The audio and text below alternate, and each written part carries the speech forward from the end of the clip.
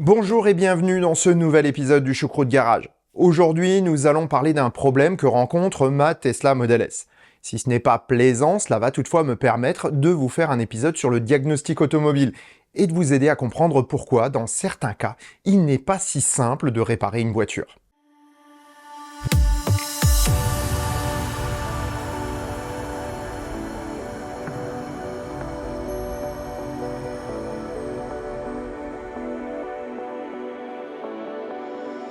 Si ça te plaît, mets un pouce vers le haut et commente. Si ça te plaît beaucoup, abonne-toi.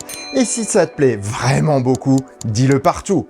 Merci. Avant de commencer cet épisode, je précise qu'il n'est pas dans mes intentions de faire une critique du système de SAV Tesla. Je l'ai déjà suffisamment fait. Mais bien de vous aider à comprendre pourquoi les techniciens font telle ou telle chose et également de vous donner les bonnes pratiques pour tirer parti du système Tesla afin que vos problèmes se résolvent au mieux.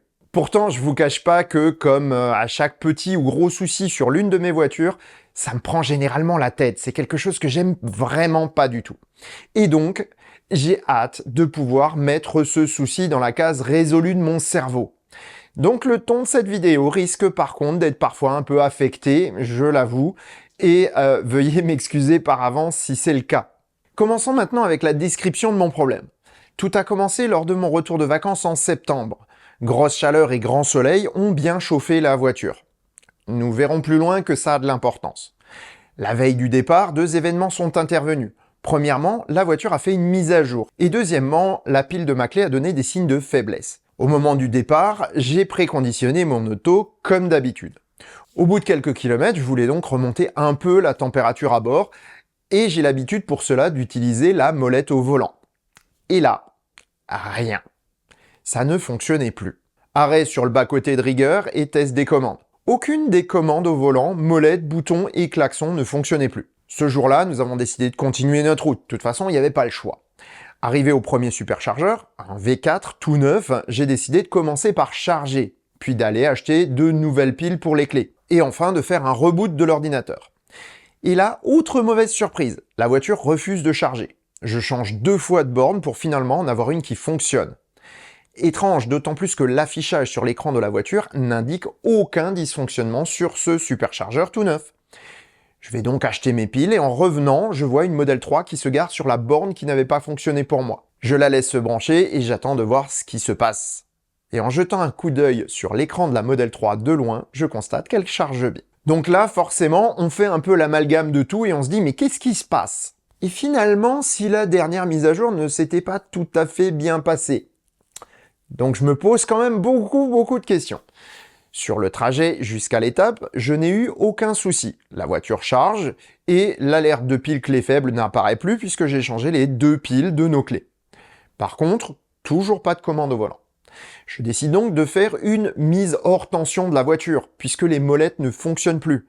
Impossible donc de faire un reboot. Je la laisse ainsi une dizaine de minutes et la rallume. Et là, miracle, ça refonctionne.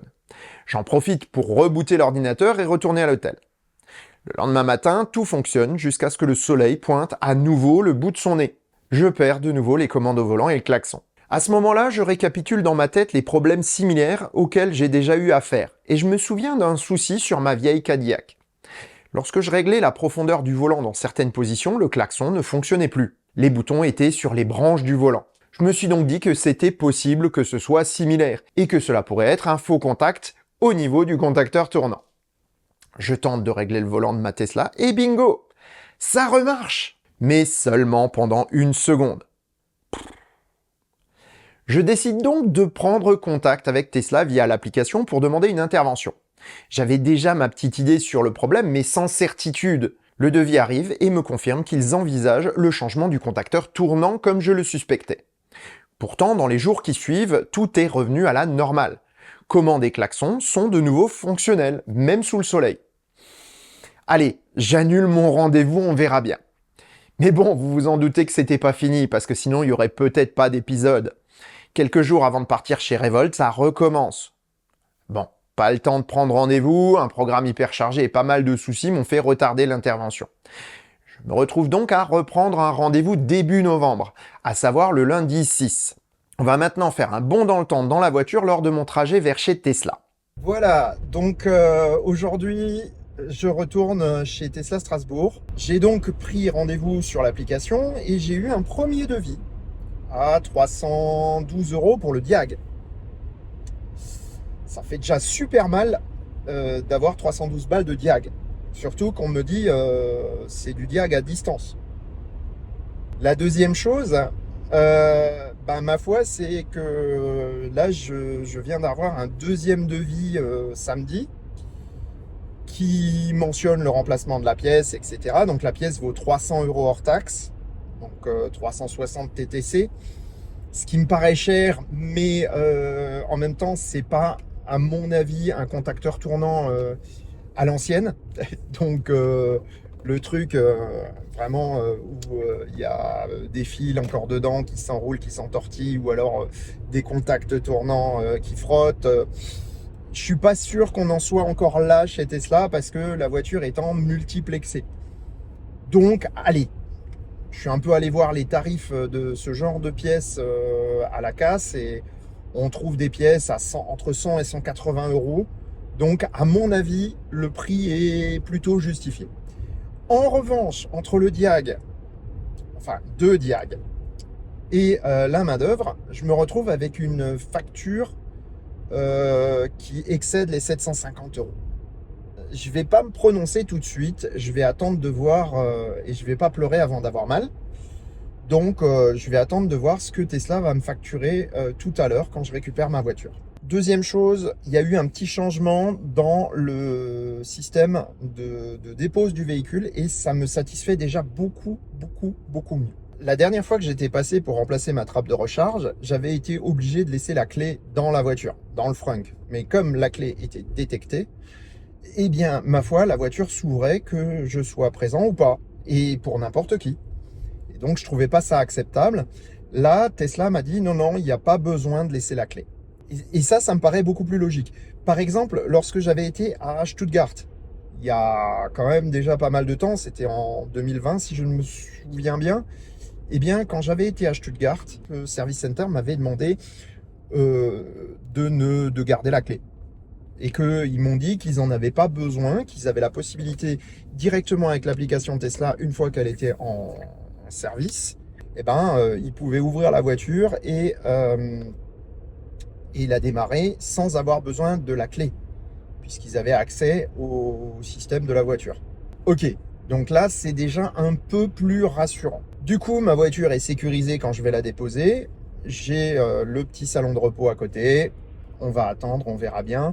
Le problème, c'est qu'ils ont une pause à midi. Donc ça, je le conçois parfaitement. Mais ils me disent entre 4 et 5 heures de travail et pas de voiture de remplacement, bien entendu.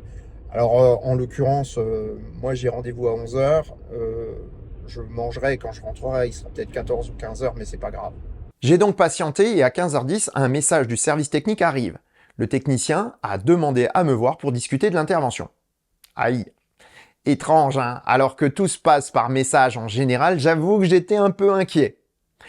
J'ai néanmoins récupéré ma voiture et voilà ce qui s'est passé. Bon, de retour dans ma voiture, je me suis arrêté pour manger parce que il est 15h23 et donc j'ai récupéré ma voiture avec des commandes au volant qui fonctionnent. Alors par contre, le technicien Tesla n'a rien remarqué.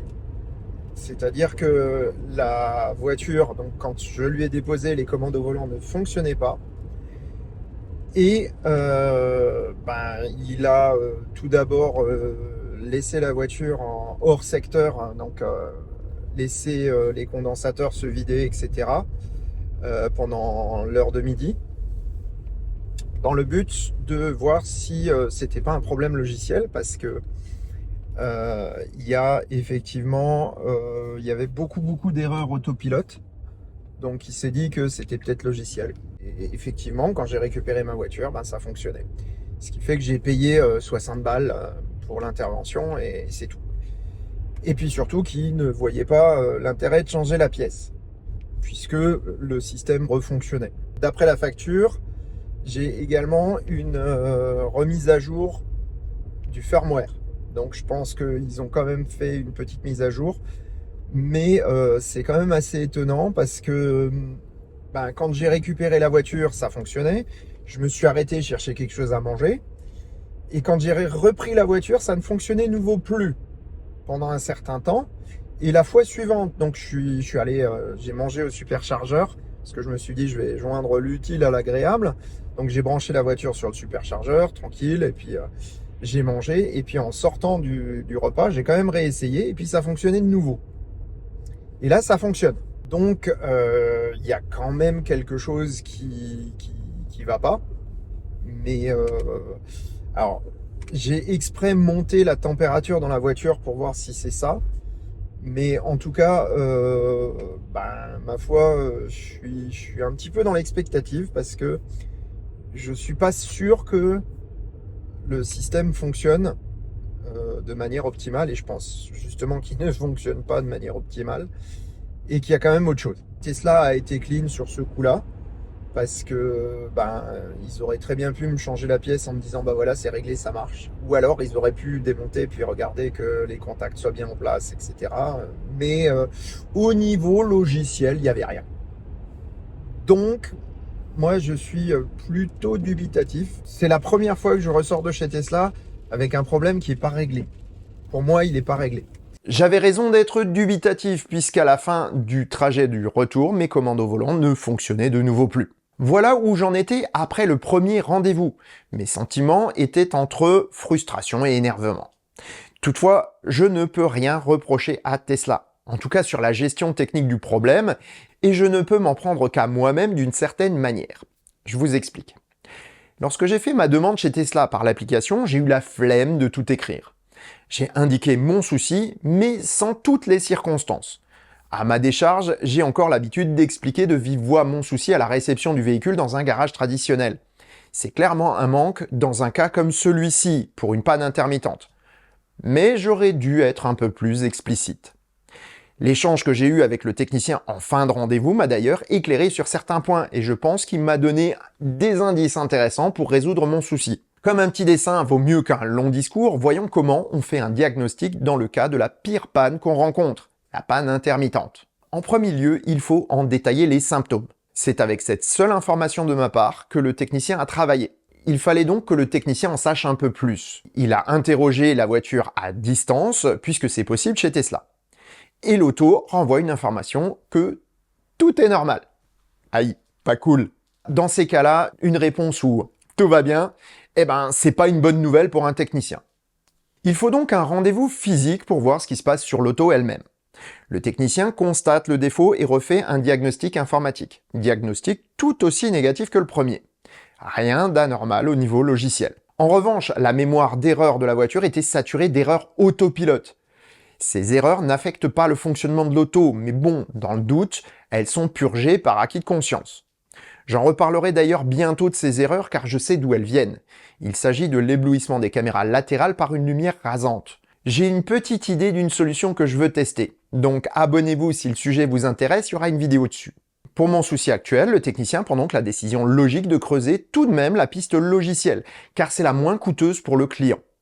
Il met la voiture hors tension pendant 1 heure pour voir si cela change quelque chose. 1 ou 2 heures d'arrêt, c'est important pour vider les condensateurs. Mon arrêt de 10 minutes à l'hôtel à Lyon, finalement, n'a pas fait grand-chose. Après avoir remis la voiture sous tension, il se rend compte que tout fonctionne de nouveau. Le technicien n'est pourtant pas satisfait, car il sait qu'il s'agit d'une panne intermittente. Et donc, il faut vérifier que cela fonctionne tout le temps. Il me rend donc le véhicule pour que je puisse tester, mais me met en garde. Avec le résultat qu'on connaît. Voyons maintenant comment cela aurait dû se passer dans l'idéal. J'aurais dû donner toutes les circonstances de la panne. Premièrement, que sous les 21-22 degrés, la panne n'est pas présente. Deuxièmement, qu'une action sur le commodo de réglage du volant rétablit temporairement le fonctionnement. Enfin, même si je pense que les deux soucis ne sont pas liés, parler du problème de pile de ma clé. J'ai bien parlé du problème de supercharge, mais le technicien a immédiatement écarté toute corrélation. Comme d'ailleurs, le fait que la mise à jour se soit mal passée. Il n'y avait pas d'erreur par rapport à la mise à jour du véhicule. Si j'avais donné toutes les informations, il avait de quoi travailler avant ma venue. Il effectuerait la même procédure de diagnostic à distance, mais en plus avec des informations importantes sur la panne. Il peut alors avoir une vue de ce qui pourrait se passer. Il peut quasiment éliminer le problème informatique et suivre d'autres pistes. Le facteur de température suggère un faux contact. Cela peut venir de n'importe où entre le volant et le traitement du signal par la voiture. Or, le technicien dispose des schémas électriques et donc a forcément une idée des endroits qui pourraient poser problème. On verra que cette information est importante puisque sans les schémas, on ne peut pas savoir exactement quels sont les éléments qui peuvent être affectés au niveau du fonctionnement des commandes au volant et du klaxon. Deuxième information, c'est le réglage du volant. Or, le commodo en question se trouve directement sur le contacteur tournant, comme tous les autres commodos. Ça incrimine forcément cette pièce. Cette information importante, je l'ai apprise après le rendez-vous lors de notre entretien avec le technicien. Et du coup, le contacteur tournant devenait mon premier suspect. Pourtant, cela incrimine toute pièce ou connexion qui pourrait être soumise à un effort lors du réglage en profondeur du volant. Donc à savoir, le faisceau qui est en dessous, mais également tout ce qui est au-dessus. Voilà où j'en étais le 6 novembre et j'avais écrit tout le script qui est avant le même jour. Ce qui vient maintenant est la suite de l'histoire et j'écris ces lignes le 17 novembre. Hier, j'avais de nouveaux rendez-vous chez Tesla pour aller un peu plus loin dans la recherche de la panne et démonter, afin de voir où était le problème physique, puisqu'il était avéré que c'était un problème physique. Comme je l'avais suspecté, j'ai bien eu un devis de remplacement du contacteur tournant. Toutefois, un second devis est arrivé avec en plus le remplacement des boutons et du faisceau correspondant, augmentant le montant des réparations à plus de 900 €. Aïe, là j'étais un peu anxieux. Mes expériences passées avec le SAV Tesla m'indiquent toutefois qu'il était peu probable que je paye une telle somme. En effet, Tesla surestime ses devis en général. Dans mon cas, mon instinct de technicien me disait qu'il était fortement improbable que 2 pièces soient défectueuses en même temps. Statistiquement, il aurait fallu une sacrée coïncidence pour que ce soit le cas. Ou alors, c'était la connexion entre 2 pièces. Le technicien a donc commencé par remplacer les commandes au volant, à savoir les boutons et les molettes. J'ai d'ailleurs demandé de récupérer la pièce pour vous la montrer. La voici. On constate 2 choses. Premièrement, elle semble en parfait état, mais un faux contact intermittent ne se voit pas. Deuxièmement, les 2 boîtiers sont reliés entre eux. Chacun des 2 boîtiers dispose en plus d'une fiche qui doit se raccorder à autre chose. Voici mon hypothèse, encore une fois, sans avoir les schémas de la voiture. Je pense que l'un des 2 boîtiers est relié au klaxon, tandis que le second est raccordé au reste de l'auto. L'un de ces 2 blocs de commande au volant centralise donc les informations envoyées depuis le volant vers le faisceau de la colonne de direction. Si l'un des 2 boîtiers est défectueux ou le faisceau au milieu, cela explique mon souci. Le remplacement de cette pièce a finalement résolu mon problème. Après 1 heure avec le chauffage au maximum dans la voiture, tout fonctionnait normalement. Mais moi je suais. Donc à ce jour, mon problème est solutionné. Ma facture s'est élevée à 455 €, ce qui est plutôt dans la norme pour ce type de pièce. Tout est bien qui finit bien, mais je ne peux que faire le rapprochement entre cet été extrêmement chaud et ensoleillé et ma panne. J'avoue être un peu feignant sur la pose d'un pare-soleil en été. Avec une Tesla, mettre la clim avant de rentrer dans l'auto est confortable et surtout permet d'avoir un habitacle frais, même sans pare-soleil. Par contre, les températures sont montées très haut cet été. Et avant que je ne mette la clim, eh bien ça peut monter tellement haut que cela peut dégrader certains circuits électroniques. Donc je me demande si ce n'est pas la cause de mon souci. En tout cas, l'an prochain, ce sera pare-soleil et couvre-volant isotherme, c'est sûr. Et en plus, j'activerai la protection anti-surchauffe de l'habitacle. En conclusion de cette vidéo, je vais vous donner un conseil. Ne faites pas comme moi lorsque vous contactez le SAV. Prenez le temps de bien détailler tout ce que vous pouvez donner comme information lorsqu'il s'agit de solutionner un problème intermittent. Et d'ailleurs pour toutes les autres pannes aussi. C'est parfois barbant et long, mais c'est essentiel pour mieux cerner le souci et le résoudre sans perdre énormément de temps. En tout cas, si le premier rendez-vous n'a pas été couronné de succès à mon grand désarroi, j'avoue que j'aurais fait un peu la même chose. On peut ainsi dire au client qu'on a essayé avant de commander une pièce coûteuse, ce qui ne peut qu'avoir un bon impact sur le client. Oui, Tesla simplifie à outrance les relations avec les clients, mais il est possible de tirer parti de cela si vous prenez le temps de bien expliquer votre souci. C'est d'autant plus sympa qu'il reste une trace écrite. Et ça, c'est très important. Parce que lorsque vous expliquez oralement un problème à un réceptionnaire, eh bien il peut très bien vous dire qu'il ne l'a pas entendu, ou qu'il ne l'a pas compris, ou que vous ne lui avez pas dit. Là, c'est pas possible. Tout est écrit. Donc la prochaine fois, et j'espère que ce sera le plus tard possible, eh bien, je prendrai mieux le temps d'expliquer mon problème. Et sur ces bonnes paroles, je vous souhaite bonne route et vous dis à bientôt pour un prochain épisode du Choucroute Garage. Portez-vous bien. Ciao.